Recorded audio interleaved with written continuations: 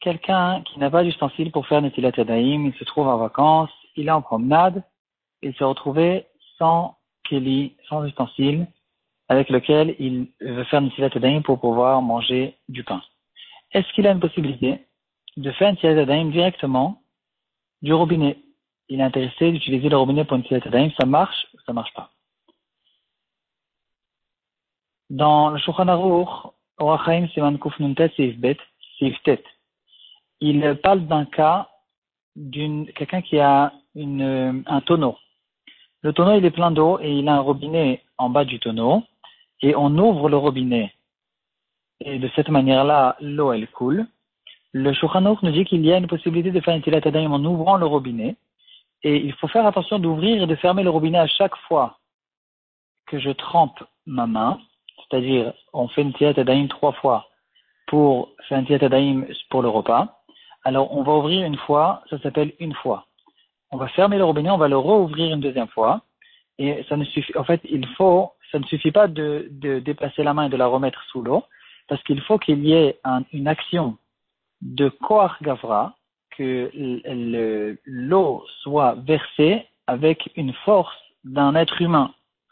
Il faut qu'il y ait faut pas que ça marche avec une machine, par exemple. Et il y a même dans le Shulchan Aruch un singe qui fait Netilat Yadayim à quelqu'un d'autre. Est-ce que ça marche ou ça marche pas? C'est pas évident. Il faut qu'il y ait un Koach Gavra, qu'une personne, que la force de la versade de l'eau soit faite avec un être humain. Et donc, le Shulchan Aruch nous dit, à chaque fois, il faudra ouvrir le robinet et le refermer. Et c'est que comme ça qu'une Netilat Yadayim peut être valable. Donc, on dirait qu'on a un Seif Meforat dans Shulchan Aruch qui parle du robinet, mais c'est pas évident du tout, parce que le robinet du Shulchan Aruch, c'est un robinet d'un ustensile. L'eau se trouve dans un keli, l'eau elle est dans un ustensile, et maintenant il n'y reste que le problème de Koach Gavra que je résous avec l'ouverture et la fermeture du robinet à chaque fois que je verse l'eau. Par contre, ici, dans le robinet moderne qu'on a aujourd'hui, l'eau ne se trouve pas dans un ustensile. Et donc ici, on peut remarquer qu'il y a en fait deux problèmes. Il y a deux halakhot en Netilat Yadayim. Il faut que l'eau soit dans un ustensile et il faut qu'elle soit versée avec la force d'un être humain. Dans le cas du Shulchan Aruch, on n'a pas de problème d'ustensile. L'eau se trouve dans le tonneau. Il reste que le deuxième problème qui est résolu avec l'ouverture et la fermeture du robinet. Par contre, dans notre robinet, alors c'est vrai qu'on peut ouvrir et fermer le robinet, on a le Koach Gavra, mais par contre, il nous manque le premier problème. Il faut que l'eau se trouve dans un keli, que la Netilat Yadayim peut se faire que d'un keli, que d'un ustensile. Et donc, ici, on se retrouve avec le deuxième problème qui n'a pas été résolu. Et on peut se poser la question, est-ce que ça marche ou ça ne marche pas? Une possibilité de solution, c'est d'utiliser l'eau chaude dans le robinet. Et peut-être que ça, c'est quelque chose qui est meilleur. Pourquoi dire que l'eau chaude, c'est mieux? Ici, on a un chidouche intéressant que nous ramène Rav Zilberstein. L'eau chaude se trouve dans le ballon, je pense que ça s'appelle en français. C'est un grand tonneau dans lequel se trouve l'eau. Et ici, ce tonneau, peut-être que c'est considéré, oui, comme un ustensile. C'est exactement comme le tonneau du Shulchan Aruch. Alors, on n'a qu'à utiliser l'eau chaude, utiliser le robinet du côté de l'eau chaude. Et donc, comme ça, on a en fait résolu les deux problèmes. L'eau se trouve dans un ustensile et je résous le problème de Koach Gavra en ouvrant et en fermant le robinet à chaque fois. Ça marche ou ça marche pas? Ici, on arrive à notre sugya. Samervav Amud Aleph. La Gemara, elle ramène le cas de Chakeko ou le Basof Kavo. Un ustensile qui était, pour qu'un ustensile porte le nom de Keli, d'ustensile, il faut qu'il soit ustensile quand il est déconnecté du sol, quand il n'est pas relié au sol. Si par exemple, je creuse dans une pierre qui est encore reliée au sol, je fixe par exemple un tuyau, je fixe une pierre et ensuite je creuse dans cette pierre et je fais passer l'eau de cette manière-là. Ici, ça ne s'appelle pas que c'est un ustensile. Et ça marche dans les deux sens.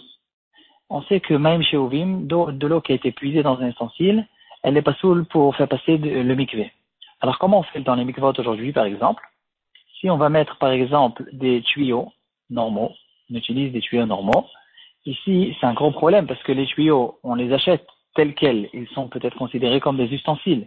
Donc même après que je vais les fixer dans le mur, dans l'immeuble, ils vont continuer à être un ustensile, ils vont s'appeler même shuvim. Alors comment je peux récolter l'eau qui tombe de la pluie, qui tombe sur le toit de l'immeuble du mikvé, pour que l'eau rentre dans le hossar, dans le mikvé dans lequel se trouve l'eau de la pluie, sans que l'eau passe par des ustensiles. Alors c'est ça ce qu'on fait. On fait attention par exemple, de verser le béton.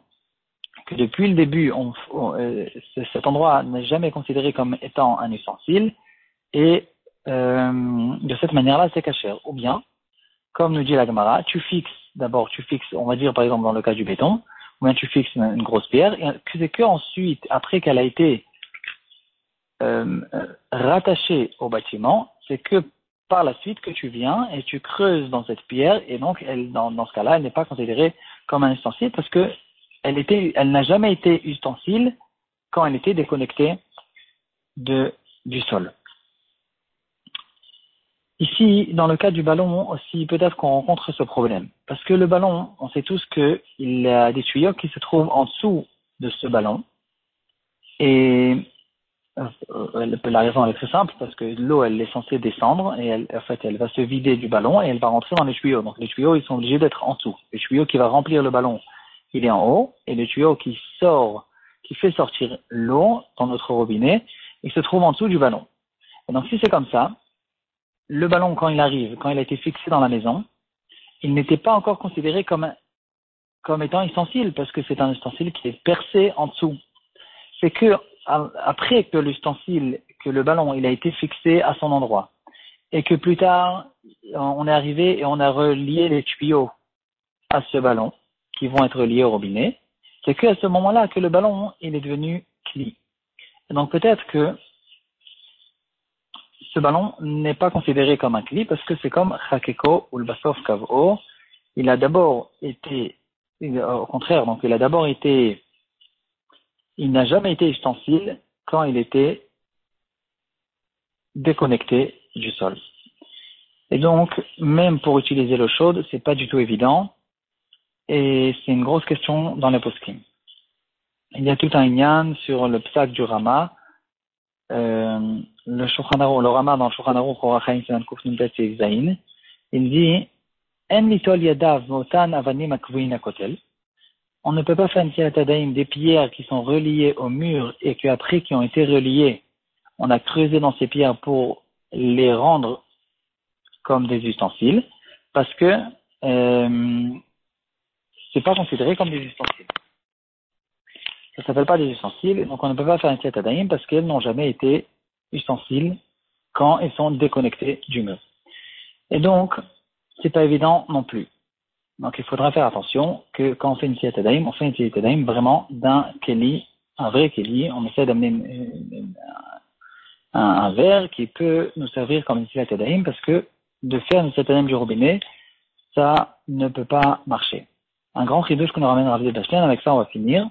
Si je me trouve dans l'avion, ici on n'a pas le problème qu'on a relevé, parce que l'eau qui se trouve dans l'avion, elle est dans un ustensile mamash. C'est comme une grande cruche, sûrement, que c'est comme une grande cruche, qui est vraiment comme le robinet du Shulchan Aruch. Et donc, dans ce cas-là, on peut utiliser une tilatadaim bedieved dans le robinet qui se trouve dans l'avion, en faisant attention de mettre la main à chaque fois, d'ouvrir et de fermer le robinet. Comme ça, j'ai le Kohar Gavra, et dans ce cas-là, ça peut marcher. Ici, Rav Bashlen ne ramène pas le problème. Apparemment, il n'a pas été lui-même dans un avion depuis longtemps. Dans les avions d'aujourd'hui, si je ne me trompe pas, dans tous les avions, pour allumer le robinet, c'est avec un petit voyant. Et ici, c'est une grosse question. Est-ce que ce petit voyant, quand je mets la main devant le voyant, c'est considéré comme Kohar Gavra, parce que c'est un circuit électrique qui a été causé par mon action, mais c'est pas une action que je fais directement de verser l'eau. C'est pas moi qui verse l'eau, c'est la force de l'électricité. Et il est très possible que ça ne peut pas marcher à cause de ce problème de Kohar Gavra. Et donc c'est vrai que dans l'avion, on a résolu le problème de Kelly, mais on retombe dans le premier problème de Kor Gavra, que même en ouvrant et en fermant le robinet, il est très possible que ça ne marche pas, parce que c'est pas moi qui ferme le robinet, c'est la force de l'électricité.